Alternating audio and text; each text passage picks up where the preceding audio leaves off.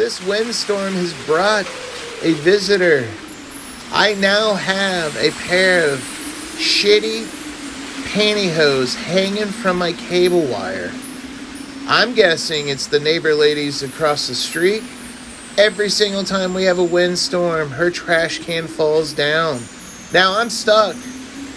I'm stuck having to get up on a ladder that only holds 250 pounds and risking my life just to take these shitty pantyhose down. I gotta wait till the storm ends. Hopefully, the wind gets a little bit stronger and blows it back to the lady's house across the street. Clean up your mess, people. If the wind's blowing, pick up your trash. It's the right thing to do.